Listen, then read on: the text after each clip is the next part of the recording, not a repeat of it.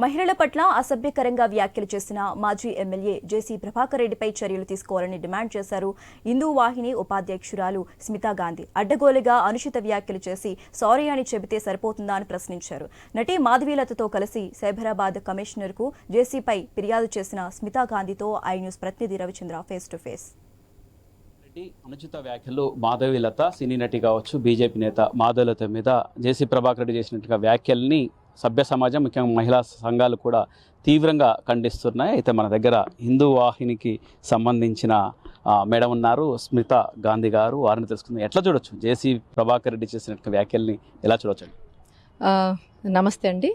So I really strongly condemn whatever JC గారు he has mention on abusive remarks Madhulata garu meeda. So I just I want to bring awareness to everyone. The freedom of speech is there. This is a fundamental right. On 31st night, Madhulata garu, on those basis, because she is a Telangana spokesperson for our organization, she has very clearly mentioned about bringing the social awareness for the public, for the safety aspects. So she was talking about that jurisdiction, that area where there is a danger zone. She was bringing awareness for the public because that is danger. Otherwise, there's other repercussions will happen for those women. For that reason, she has made a statement. But rather talking about that statement, ఆ statement మీద మాట్లాడలేదు మన జేసీ గారు. Rather Madhavilatha గారు మీద abusive remarks చెప్పారు and body shaming ఇవన్నీ చాలా నేను మాట్లాడలేను ఆ వర్డ్స్ అని, అది మంచిది కాదు. బట్ క్షమాపణ కూడా చెప్పారు కదా, నా వయసు రీత్యా అలా అనుకోకుండా వచ్చిన వ్యాఖ్యలు. అది చెప్పే తర్వాత చాలా రెపకేషన్ జరిగింది. The mental trauma she has gone through. వాళ్ళు డిప్రెషన్ వెళ్ళిపోయారు. మన మాధవి గారు హాస్పిటలైజ్ అయ్యారు. సో ఆ తర్వాత సోషల్ మీడియాలో వాళ్ళ మీద అందరూ టేకెన్ ఫర్ గ్రాంటెడ్ చేసి hater comments and same abusive remarks అందరూ చెప్పారు. సో నేను ఒక పబ్లిక్ ఫిగర్, ఒక ఉమెన్ మీద చెప్తే it's not only one women, it's entire women. Irrespective of any parties, it's about women. So మీరు పబ్లిక్ ఫిగర్ అలాగా మాట్లాడితే సో అందరూ ఉమెన్ మీద ప్రాబ్లమ్స్ అవుతుంది, క్రైమ్ రేట్ పెరుగుతుంది. So public figure should set an example. I hail from political family. So we're very much మేము చాలా జాగ్రత్త పడతాం ఏంటి మాట్లాడాలి పబ్లిక్ ఫ్రంట్లో. So I'm standing for all women and for Madhulata garu very strongly. Entire Rashtriya Hindu Vahini organization standing very strong Madhulata garu dagira, and we have escalated this issue to Delhi. 31st పార్టీలు అనేవి చాలా చోట్ల జరుగుతుంటాయి దేశవ్యాప్తంగా, మాటకొస్తే ప్రపంచవ్యాప్తంగా.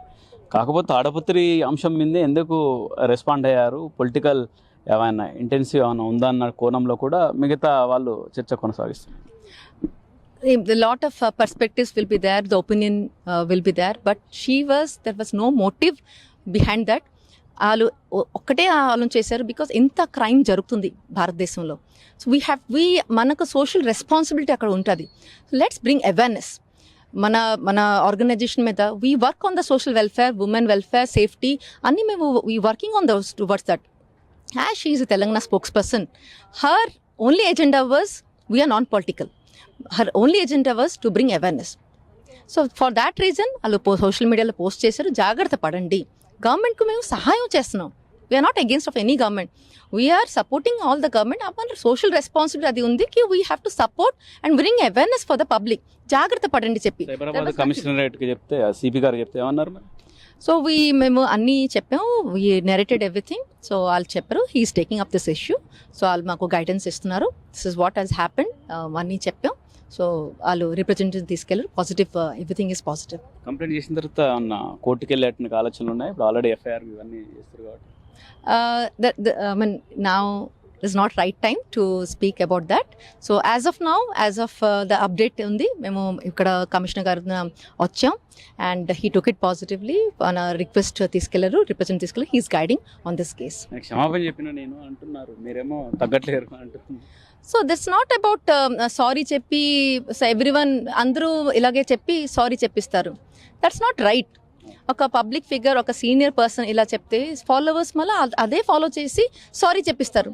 Then repercussion, trauma, depression ఎవరు face చేస్తారు?